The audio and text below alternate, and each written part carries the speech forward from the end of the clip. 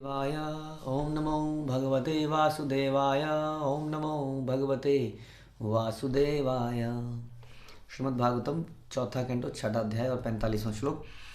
तो हमने सुना इससे पहले कि हे भगवान, आपने दक्ष को माध्यम बनाकर यज्ञ प्रथा चलाई है।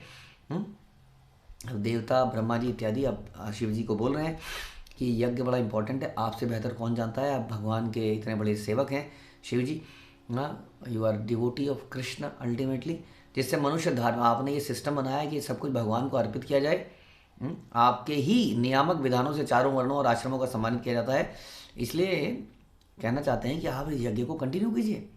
त्वं कर्मणां मंगल मंगलानां कर्तु स्वलोकं तनुषे स्वपरां परं वा अमंगलानां च तस्मित्रम् उल्भणं विपर्यः केन तत एव कयश्चित्। हे परम मंगलमय भगवान, आपने स्वर्गलोक, वैकुंठ लोक तथा निर्गुण ब्रह्मलोक को शुभ कर्म करने वालों का गंतव्य निर्दिष्ट किया है। स्वर्गलोक, वैकुंठ लोक, निर्गुण ब्रह्मलोक को शुभ कर्म करने वालों का गंतव्य निर्दिष्ट किया। इसी प्रकार जो दुराचारी है उनके लिए अत्यंत घोर नरकों की सृष्टि की है। तो भी कभी कभी ये गंतव्य उलट जाते हैं, इसका कारण तय कर पाना अत्यंत कठिन है। गहना कर्मणा गति, कौन आदमी अल्टीमेटली कहाँ चलाता है, कहाँ पे। अजामिल जो है नरक की तरफ जाने वाला था, लेकिन अचानक से उसने नारायण का नाम क्या ले दिया, वो सीधा भगवान की तरफ चला गया। बड़ा मुश्किल है। भगवान ने इतनी सारी स्कीम चला रखी हैं। किसी कंपनी में आजकल बड़ा मुश्किल है कि प्रोडक्ट का रेट क्या है, इतनी स्कीम, ये वाली कार्ड की स्कीम, ये 2 पर 1 फ्री, और ये नए साल की स्कीम 5% इस पर, 2% इस पर। बड़ा मुश्किल है भैया। वैसे ही भगवान के यहाँ भी बहुत सारे भगवान ने हम जैसे जीवात्माओं के लिए डिस्काउंटिंग स्कीम्स बना रखी हैं। अच्छा चलो, यहाँ स्नान कर लोगे तो ये पाप कम हो जाएगा, अच्छा ये कर लोगे तो ये कर लेगा, अच्छा किसी उसका वहाँ पर उच्छिष्ट खा लोगे तो ये हो जाएगा, अच्छा ये करोगे कार्तिक में ये कर लोगे तो ये हो जाएगा, पुरुषोत्तम मास में कर लोगे तो ये हो जाएगा। बहुत सारी चीज़ें स्कीम्स बना रखी हैं, मेरा नाम ले लोगे तो ख़त्म हो जाएगा सब।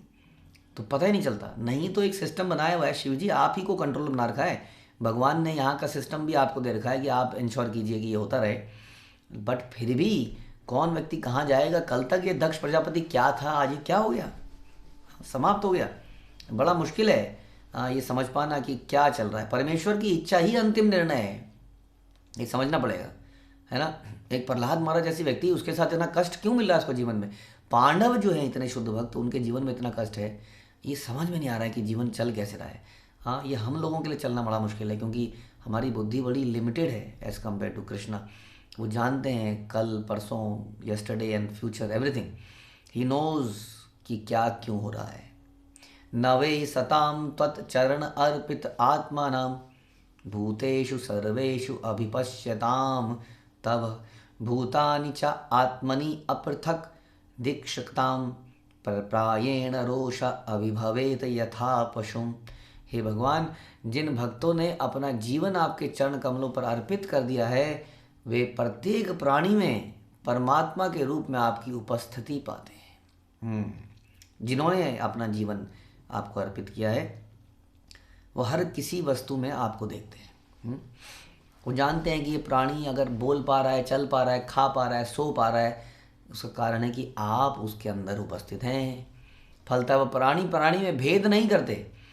वो ये नहीं कहते ये अमेरिकन है, ये इंडियन है, ये मुस्लिम है, ये हिंदू हैं। वो कहते हैं ये जीव है, ये पद भ्रमित जीव है, इसको रास्ता दिखाने की ज़रूरत है बस। Originally we are all part and parcel of Krishna.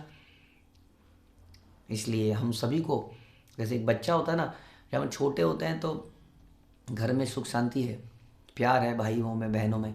धीरे धीरे बड़े होते हैं तो हम इंडिपेंडेंट हो जाते हैं, तो फिर द्वेष पैदा हो जाते हैं आपस में, परिवार में। हैं तो हम ओरिजिनली वहीं के। धीरे धीरे अगर वही कृतज्ञता उसके अंदर जगाई जाए तो फिर से वो एक हो जाते हैं। ग्रेटफुलनेस, तो that is the purpose of this all this discussions, कि हमारे अंदर ये ग्रेटफुलनेस पैदा हो भगवान के लिए, और फिर से हम उनसे प्यार करना सीखें।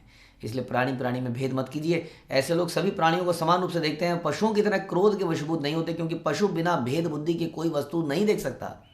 वो नहीं समझ सकता इस बात को। देखेगा कोई व्यक्ति आया है, मेरे खाने का समय है, हाँ ये जरूर मेरा खाना खाने आया है, वो पशु एकदम सींग मारेगा या काट खाएगा उसको। तो पशु के अंदर ये भेद है। मनुष्य के अंदर नहीं होना चाहिए। मनुष्य को समझना चाहिए कि वह नहीं, वे हर वस्तु के कंट्रोलर कृष्ण है। समय से ज़्यादा कहते हैं ना, भाग्य से अधिक कुछ मिलता नहीं है। हमारे कर्मों के कारण पहले ही हमने कुछ डिसाइड कर लिया कि मुझे क्या मिलेगा, इसलिए वाई टू वरी। कोई चीज़ मिली तो मिली, नहीं मिली तो नहीं मिली। Focus should be somewhere else. पृथक दिया कर्म दृशा दुराशया पर उदयेन अर्पित हृत रुझा अनिशम परान दुरक्तै विदुदन्ति अरुन्दुदा तान मा अवधीत दैववधान भवत विदः। जो लोग भेद बुद्धि से प्रत्येक वस्तु को देखते हैं, हाँ भेद देखते हैं शरीर के अनुसार, ये मोटा है, ये पतला है, ये काला है, ये गोरा है, कितना अच्छा है, गोरा है। जो केवल सकाम कर्मों में लिप्त हैं, हाँ बताइए जी, कोई व्यक्ति को आज की डेट में उसका हाथ वाथ देख लो, उसको 2-4 पूजा वगैरह बता दो, बिल्कुल खुश है आपसे। हाँ बताइए क्या करना है, कुछ भी बता दो उसको, तो लाल कपड़े में हरा टमाटर रख के, उसमें हरी मिर्च रख के वहाँ पे रख दो, अब वो बिल्कुल करने को तैयार बैठे हैं आप सब लोग। तो सकाम कर्म कहते हैं इसको। सकाम कर्मों में लिप्त हैं, तुच्छ बुद्धि है, अन्यों के उत्कर्ष को देखकर दुखी होते हैं, ये खुश क्यों है, हाँ जो इसके पास है वो मेरे पास क्यों नहीं है, और उन्हें कटु तथा मर्म भेदी वचनों से पीड़ा पहुंचाते रहते हैं। जनरली आदमी खींचा जाता है, जब उसको कुछ मिल नहीं प्राप्त नहीं होता है तो दूसरे को खींचना शुरू करता है। आप देखेंगे संसार में जो चीज़ हमें नहीं मिलती अगर, तो हम गलतियाँ ढूंढते हैं, हम कमियाँ ढूंढते हैं, वो हमारी ईर्ष्या है बेसिकली। हाँ जो उसके बुराई यदि हम कर रहे हैं तो हमें ईर्ष्या है उस व्यक्ति से, क्योंकि वो कुछ कर पा रहा है जो हम नहीं कर पा रहे हैं। वे तो पहले से विधाता द्वारा मारे जा चुके हैं, वो व्यक्ति तो मृत हैं एक्चुअली में, जिनकी ऐसी चेतना है। अतः आप जैसे महान पुरुष द्वारा उनको फिर से मारने की आवश्यकता क्या है। तो दक्ष जैसे लोग जो द्वेष करते हैं, हाँ जो एक सम्मान की एक्सपेक्टेशन रखते हैं संसार में, उनके कार्य ऐसे नहीं है कि लोग उन्हें हृदय से सम्मान करें। आउट ऑफ कंपल्सन पीपल ओबे और रिस्पेक्ट देम। हाँ जिनके अंदर द्वेष है, ईर्ष्या है, लालच है, वैसा व्यक्ति को क्या मारा जाए, वो तो पहले से ही मरा है। वास्तव में जो व्यक्ति पापी है उसको क्या मारा जाए, उसके पाप के फल ही उसको मार देंगे। इसलिए ज़्यादा चिंता करने विषय नहीं। आपने उसको दंड क्यों नहीं दिया, हमने उसकी कंप्लेंट करी थी, हमने, अरे भैया दंड देना तो भगवान का काम है। हम तो किसी को समझा सकते हैं यदि वो समझना चाहता है, तो नहीं तो फिर समय आने पर ही तो ऑटोमेटिक प्रोसेस है भाई। क्यों इतना चिंतित हो रहे हो। इस सरकार के अदालतों से घूस खिला के आप फ्री हो सकते हैं, लेकिन भगवान की अदालत से बचने का कोई स्कोप ही नहीं है। समझ लीजिए इस बात को। इसलिए किसी को दंड देना है, वो दंड उसको मिलेगा ही मिलेगा वास्तव में। किसी को जागृत करना है तो किया जा सकता है, उसकी चेतना को जिंदा करना है तो इस प्रकार से ये लोग पहले ही मार चुके, फिर उनको मारने की आवश्यकता है। इसलिए बहुत कुछ हो चुका है ऑलरेडी यहाँ पर। हाँ क्यों इतना इन सब चीज़ों में हम लगे हैं अपने जीवन को। इसको दंड देना है, उसको दंड देना है, इसको सबक सिखाना है, उसको सबक सिखाना है, ये गलत हो रहा है, यहाँ पर ये गलत हो रहा है। जैसे जैसे कलयुग आगे बढ़ेगा चारों तरफ गलती मिलेगी, कब तक हम इसको सुधारने का प्रयास करेंगे। The problem is not in the system. ध्यान रखिए, एक आदमी को मार के भी, एक आदमी को दंडित करके भी काम नहीं चलेगा। प्रॉब्लम है चेतना में, और चेतना खराब है क्योंकि भगवान के बारे में चर्चा, भगवान का डिस्कशन कहीं पर नहीं है, आत्मा का डिस्कशन कहीं पर भी नहीं। हम लोगों ने केवल पूजा पाठ को राम आएंगे बहुत आएंगे, लेकिन अब मुझे कोई बता रहा था लोग राम राज्य राम के बिना चाहते हैं। राम आएंगे तो बहुत सारे नियम भी लाएंगे, मर्यादा पुरुषोत्तम। क्या हम सारे संसार के लोग आगे प्रतिज्ञा ले सकते हैं कि हम अपनी पत्नी के साथ ही संबंध बनाएंगे और किसी के साथ संबंध नहीं बनाएंगे। मैं कहता हूँ कल से ही मौसम बदल जाएंगे, कल से ही नदियों में पानी आ जाएगा, सब पेड़ पौधे। अगर संसार में एक दिन भी ये व्यभिचार, ये जो इलिसिट सेक्स है, गलत रिलेशन है, ये बनने बंद हो जाए, तो लोग धोखा देना बंद कर दें, तो लोग अपने अपने घरों में संतुष्ट रहें अपनी पत्नी के साथ, जैसे राजा राम रहते थे, तो कल से ही आप परिवर्तन देख लेना। कितने होटलों में कुकर्म हो रहे हैं इस वक्त, लोग कहाँ कहाँ जाकर क्या नहीं कर रहे हैं। तो राम सबको चाहिए, राम आएंगे, लेकिन राम ने तो बहुत कुछ सिखाया हमें, उसके बारे में कोई डिस्कशन नहीं है। तो हम लोगों ने ये पूजा पाठ ये सब इमोशनल मैटर बना रखा है, क्योंकि मुस्लिमों ने मंदिर तोड़ा था तो अब हम बनाएंगे। That is not the point. Point is something else. What about Ram ने जो हमें शिक्षाएं दी, जो कृष्ण ने हमें शिक्षाएं दी, वो अगर हम अपने जीवन में ले आएँ तो फिर किसी को हराने की ज़रूरत नहीं है। उसके बाद हम हमेशा जीते ही रहेंगे। तो भगवान चैतन्य का उपदेश यही है, त्रिनादि अभी सुनी चेन तरुर अभी सही सुना, अमाननीय मानंद न कीर्तियाँ सदारी। ऐसा प्रभुपाद बता रहे हैं इसके पर्पट में कि इस भाव से हमेशा भगवान का भजन करें, दूसरों से भी कराएं, तो सारी प्रॉब्लम सॉल्व हो जाएगी अपने आप। सबके हृदय ही बदल जाएंगे, फिर किसी को दंड क्या दिया जाए। यस्मिन् यदा पुष्कर नाभ मायया दुरंतया स्पृत धिया स्पृष्ट धिया पृथक दृशा कुर्वन्ति तत्र ही अनुकंपया कृपाम न साधवा दैव बलात् कृतई क्रमम। हे भगवान, यदि कहीं भगवान की दुर्लंघ्य माया से पहले से मोहग्रस्त भौतिकतावादी कभी कभी पाप करते हैं तो साधु पुरुष दया कर देते हैं, गंभीरता से नहीं लेते। मतलब कह रहे हैं ये बच्चा है, छोटा बच्चा समझ के इसको माफ़ कर दो। इस संसार में लोग ऐसे ही करेंगे। अगर संसार के लोगों को आप मानने लग जाओगे तो बचेगा कौन है संसार में? सभी तो इस माया के अंतर्गत हैं, माया से मोहग्रस्त हैं, इसलिए पाप कर्म कर ही देते हैं। इन पर दया कीजिए, इनको इस प्रकार दंडित ना कीजिए, इनको भगवान का नाम दीजिए, इनको भगवान का रास्ता दीजिए, तो शायद ठीक हो जाएंगे। और शिव जी तो ये काम करते ही हैं, तभी तो भूत पिशाचों वगैरह को अपने साथ में रखते हैं, जिनका कोई नहीं होता है। लेकिन यहाँ पर मामला खराब हो गया था, हमने पहले भी सुना इस बारे में। यह जानते हुए कि माया के वशीभूत होकर पाप करते हैं, वह उनका प्रतिघात करने में अपना शौर्य का प्रदर्शन नहीं करते। ऐसे लोगों को मारने की आवश्यकता नहीं है। बार बार ये बता रहे हैं, ब्रह्मा जी कहना चाह रहे हैं कि इस सब की ज़रूरत नहीं है आप जैसे व्यक्ति के लिए, हु नोज एवरीथिंग, कि संसार में हर व्यक्ति कर्म के फल से बंधा हुआ है। हम लोगों के लिए सीख है वास्तव में, ये सारा एपिसोड हम लोगों के लिए है। हम लोग अपना पूरा जीवन किसी से बदला लेने के लिए निकाल लेते हैं, ईर्ष्या द्वेष लेके दिन भर घूमते हैं, इसने मेरे साथ ऐसा किया था, मैं छोड़ूंगा नहीं इसको, छोड़ूंगी नहीं इसको, और इस चक्कर में हम खुद ही जलते रहते हैं। वास्तव में यदि किसी ने गलत किया है तो उसको अवश्य ही दंड नहीं मिल रहा ना, दंड यही तो हम देख रहे हैं। तो वी आर नॉट, कई बार तो पहली बात तो ये है कि कई बार हमें लग रहा होता है गलत किया है या नहीं, हो सकता है भगवान की दृष्टि में गलत नहीं है, या अगर गलत है तो भगवान कब उसको उसका फल मिलेगा, ही नोज बेटर। ये हमारा रोल ही नहीं, और इस चक्कर में हम अपने आप को जला लेते हैं, अपना द्वेष पैदा करते हैं हमारे अंदर। जो व्यक्ति वास्तव में क्षमा वीरस्य भूषणम, जो वीर है वो क्षमा करना जानता है।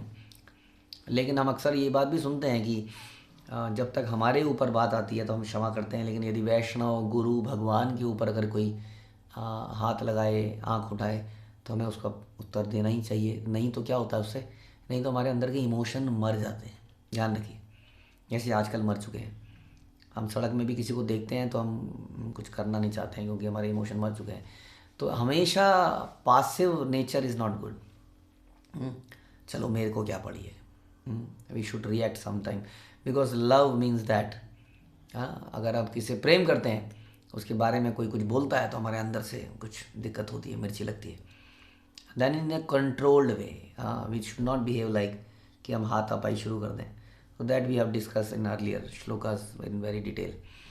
ओके, तो वो बताना चाह रहे हैं कि आपको, मुझे लगता है कि ये नहीं करना चाहिए। भगवान इस प्रकार से बता रहे हैं कि आपको ऐसा नहीं करना। उदाहरण दे रहे हैं कि परीक्षित महाराज को एक ब्राह्मण बालक ने वृथा ही श्राप दे दिया था, है ना। परीक्षित महाराज को वो ब्राह्मण बालक ने श्राप दिया कि 7 दिन में आपकी मृत्यु हो जाए, लेकिन परीक्षित महाराज ने उसका उत्तर में उनको काउंटर अटैक नहीं किया। बताते हैं, ऐसा बताते हैं प्रभुपाद कि परीक्षित महाराज बहुत वेरी इतने स्ट्रांग थे कि उन्हें कलयुग को एंट्री करने से रोक दी अपने राज्य में, और भगवान उनको बचाने के लिए उत्तरा के गर्भ में स्वयं आए। इतना सॉलिड व्यक्ति उस ब्राह्मण के शाप को काट सकता था, लेकिन उन्होंने कुछ नहीं किया। वो गए, सिंपली अपने पुत्र को राज्य दिया और आ गए, जी हाँ मेरे से गलती हुई है, okay I am ready to die. ये बता रहे हैं, ये करेक्टर होता है भगवान के भक्तों का। ये बता रहे हैं यहाँ पर। ओके, तो इसलिए कहते हैं कि भवाम तु पुंसा परमस्य मायया दुरंतया स्पृष्टमति स्मृदक दया अत आत्मसु अनुकर्म चेतसु अनुग्रहम कर तुम यह अर्हसी प्रभो। हे भगवान, आप परमात्मा की माया के मोहक प्रभाव से कभी मोहित तो होते ही नहीं। यानी कि देखिए, समझिए बात को, इनको बोल रहे हैं कि आप भगवान हैं, लेकिन कह रहे हैं परमात्मा की माया से आप मोहित, यानी कि आपके ऊपर भी कोई है कृष्णा, कि आप उस परमात्मा की माया से तो मोहित होते नहीं। आप तो उनके बड़े क्लोज एसोसिएट हैं। अतः आप सर्वज्ञ हैं और जो उसी माया के द्वारा मोहित है, उन सकाम कर्मों में आध्यात्मिक लिप्त है, उन पर कृपालु और अनुकंपा करें। आप तो समझते हैं ना कि माया कैसे आदमी का दिमाग फेर देती है। इन लोगों को भगवान के नाम में लगाओ, हरे कृष्ण मंत्र सिखाओ, तब ये माया से लड़ पाएंगे।